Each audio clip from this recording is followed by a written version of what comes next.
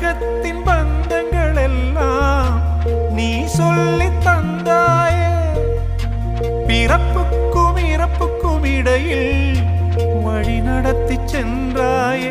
உனக்கே ஓர் தொட்டில் கட்டி நானே தாயாய் மாறிட வேண்டும். ஆராரிராரோ நான் இங்கே பாட, தாயே நீ கண்ணுறங்கு, என்னோட மடி சாய்ந்து